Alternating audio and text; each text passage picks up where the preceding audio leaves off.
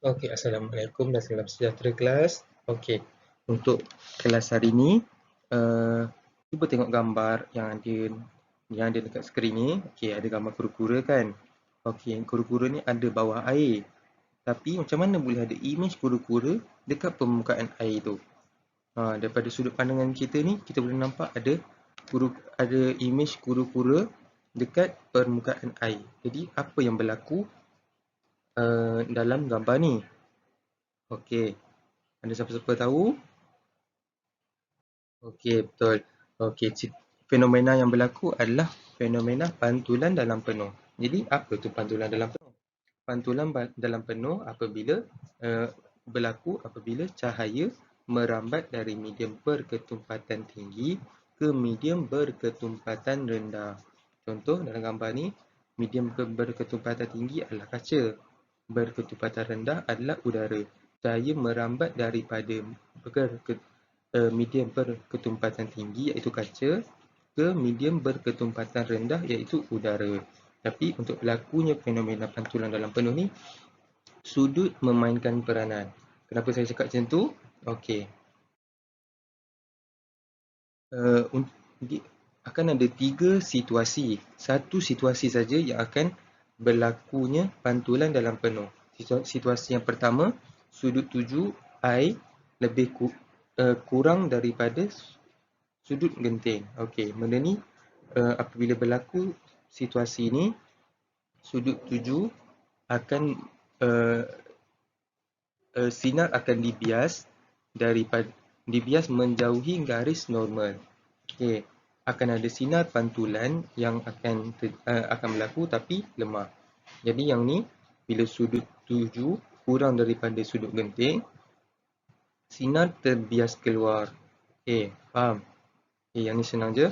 Okey, kalau sudut tuju sama dengan sudut genting, I sama dengan C, sinar biasan merambat sepanjang sempadan permukaan kaca dan udara. Jadi, untuk yang ni, penerangan dia, sudut tuju ni sama dengan sudut genting. Bila berlaku macam ni, sudut tuju ni dia tak akan ke atas, dia tak akan terbias keluar ke medium berketumpatan rendah iaitu udara. Dia akan melalui dua medium ni. Okey, dan akan ada pantulan yang lebih kuat daripada yang sebelum ni. Faham? Dia akan ada sudut 90 darjah dengan garis normal. Okey, situasi yang ketiga ni pula, okey, apabila sudut tuju melebihi sudut genting, I lebih dari C. Okey, jadi tiada sinar yang dibias, tak ada sinar yang akan ke udara. Okey, dia semua sinar daripada sudut tuju ni akan terpantul semula ke dalam kaca. Okey, faham? Kiranya tak ada yang dibias, tak ada yang dekat permukaan, cuma ada yang terpantul sepenuhnya dalam medium tu balik. Okey, cuba bandingkan tiga ni, satu dibias, satu di permukaan, yang kedua di permukaan, yang ketiga terpantul sepenuhnya. Okey, faham ya? Jadi macam mana kita nak tahu sudut genting ni? Ada formula ke? Okey, ada. Hubungan di antara sudut genting ni dengan indeks pembiasan. Okey, indeks pembiasan N sama dengan 1/sin C. Okey, sebagai contoh, kalau soalan, nanti saya akan tunjuk soalan. Okey, contoh soalan bagi indeks pembiasan. Kira sudut genting. Okey, nanti kita susun balik persamaan ni dan nanti kita akan jumpa sudut genting tu. Okey, untuk pantulan dalam penuh, ini formulanya. Okey. Okey. Ada siapa-siapa tahu apa yang berlaku dalam ada apa-apa aplikasi dalam pantulan dalam penuh?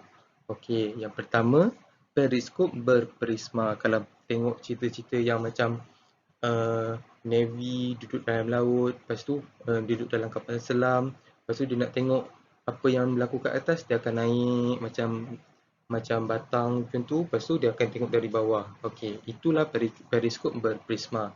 Ia digunakan untuk melihat objek di sebalik penghalang. Okey, ini terdiri daripada dua buah prisma bersudut tegak yang dipasang pada dua hujung tube yang panjang. Sinar cahaya dari objek menuju secara normal, dia secara straight je ke sisi A, B. Dia akan go straight je. Okey. Ke sisi AB prisma atas melalui bukaan periskop. Okey, sinar cahaya sampai ke permukaan AC tanpa pembiasan. Dia pergi terus je. Okey, sudut tuju ialah 45 darjah.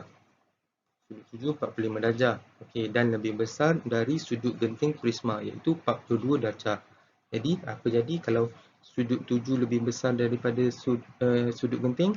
Akan berlaku pantulan dalam penuh.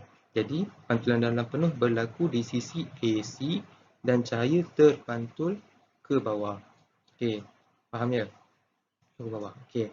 Untuk sinar untuk prisma yang bawah pula, sinar cahaya yang dipantulkan merambat secara normal ke sisi DE prisma bawah. Okey, dia akan dari ni dia akan terus secara normal ke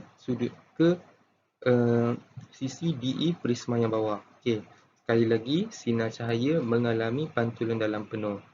Dia prisma yang sama je. Kalau bila sudut tuju lebih besar pada sudut genting, akan berlaku pantulan dalam penuh. Okey. Sinar cahaya mengalami pantulan dalam penuh di sisi DF. DF ni berlaku pantulan dalam penuh. Okey. Akhirnya sinar cahaya keluar tanpa pembiasan dan akan pergi secara normal ke sisi EF dan masuk ke mata pemerhati. Pemerhati tengok dari sini. Imej yang terhasil adalah tegak dan sama saiz dengan objek.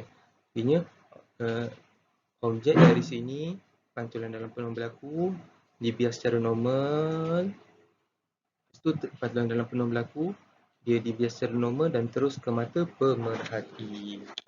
Okey, faham? Okey. Untuk aplikasi yang kedua adalah gentian optik. Okey, gentian optik ni ada siapa-siapa pernah dengar ke gentian optik ni apa? Okey, gentian optik ni dia banyak digunakan dalam bidang telekomunikasi dan perubatan. Okey. Okey, teras dalam gentian optik ni mempunyai indeks biasan yang tinggi. Dia dibalut dengan penyalut dengan indeks pembiasan yang rendah. Okey, isyarat cahaya yang memasuki satu hujung gentian optik, dia masuk dari sini, gentian optik akan mengalami pantulan. Dia masuk ni ada pantulan. Okey, pantulan dalam penuh berturut-turut di dalam teras.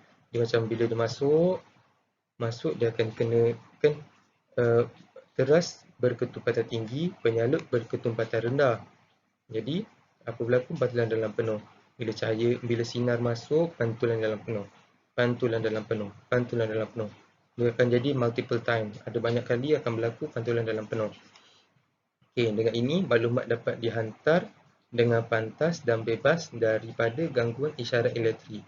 Dia akan melalui gentian ni sampailah maklumat tu dapat diberikan. Okey, faham? Okey. Kini main point dia sekarang ada dua medium yang berbeza ketumpatan. Satu berketumpatan tinggi, satu lagi berketumpatan rendah. Okey, aplikasi yang ketiga ni kalau pernah naik kereta dengan parent akan naik kereta dengan parent malam-malam akan nampak macam ada dekat line tengah jalan tu ada lampu-lampu. Okey. Benda yang ada dekat jalan raya tu pun ada aplikasi pantulan dalam penuh. Okey. Apa fungsi benda ni? Okey. Dia digunakan untuk tujuan keselamatan pengguna jalan raya pada waktu malam. Sinar cahaya daripada lampu kereta yang memasuki pemantul ini akan mengalami pantulan dalam penuh pada permukaan belakang pemantul. Dia masuk dari sini, dia akan pantul balik imej tu. Okey. Artinya kalau contoh kereta akan bagi sinar tuju. Okey. Pemantul cahaya tu adalah berketumpatan tinggi. Jadinya dia akan terpantul balik ke kereta tu balik. Kini pemandu akan nampak yang line jalan tu. Line jalan pemantul jalan raya ni berfungsi sebagai macam dia bagi tahu jalan line jalan raya tu. Faham? Ni contoh soalan macam saya bagi tahu tadi. Uh, Macam mana nak cari sudut genting? Contoh soalan 1, indeks pembiasan air ialah 1.33. Berapakah sudut genting bagi air? Contoh, N sama dengan 1 per sin over C. Ini formula yang saya cakap tadi. Dia dah bagi tahu indeks pembiasan air 1.33 sama dengan 1 per sin C. Jadi kita akan susun balik, sin akan ke atas, 1.3 akan ke bawah. Jadi sin C sama dengan 1 per 1.33. Bila kita pindahkan sin ke sebelah kanan, bila lalu jambatan, dia akan jadi sin negatif 1. Jadi bila kita dah kira masukkan nilai dalam kalkulator, kita akan dapat 48.75 degree. Faham cara nak kira sudut genting ni? Contoh soalan yang kedua. Ni teori. Bila tengok gambar ni, apa yang kita dapat? Apa yang kita nampak? Kita nampak yang berlaku pantulan dalam penuh. Kan? Soalan pertama. Apakah yang berlaku kepada cahaya dalam situasi ini? Macam saya cakap tadi, apa yang berlaku? Cahaya dipantulkan ke dalam kaca. Betul. Namakan fenomena cahaya ni. Yang tadi dia minta apa yang berlaku. Yang soalan kedua dia tanya apakah fenomena. Jadi apa fenomenanya? Pantulan dalam penuh. Jadi untuk soalan ketiga, nyatakan dua syarat supaya fenomena ini boleh berlaku. Jadi apa syaratnya? Kita berbalik kepada definisi. Definisi dia apa? Cahaya bergerak dari medium yang lebih tumpat. Medium yang lebih tumpat tu yang hemisfer ni, yang separuh bulat ni. Itu medium berketumpatan tinggi. Syarat yang kedua apa? Daripada 3 situasi yang saya cakap tadi, situasi yang ketiga, I lebih daripada C. Jadi kita tulis kat situ sudut tuju melebihi sudut genting. Contoh soalan yang ketiga. Kita tengok gambar ni. Dia bagi sudut tuju. Dia bagi sudut tuju kat kita. Jadi dia tanya, jangkakan apa yang berlaku kepada sinar tuju. Jadi sokong jawapan anda dengan pengiraan. Dia nak tanya apa yang akan berlaku. Apa berlaku dekat sinar tuju tu bila dah ke sempadan antara air dan udara. Dia suruh sokong jawapan dengan pengiraan. Macam mana kita nak tu? Macam mana kita nak tahu jawapan? Kita kena kira berapa sudut genting tu. Jadi kita ke formula asal, iaitu N sama dengan 1 per sin C. Bila sin C, kita susun balik sebab kita nak sudut genting. Sin C sama dengan 1 per N. Dalam soalan dah bagi berapa indeks pembiasan tu? 1.3. Lepas tu kita akan kira.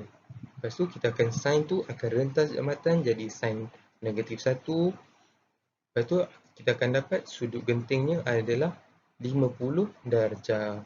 Jadi sudut tuju 55, sudut genting 50. Jadi sudut tuju lebih daripada sudut genting. Jadi fenomena yang berlaku adalah pantulan dalam penuh. Betul tu.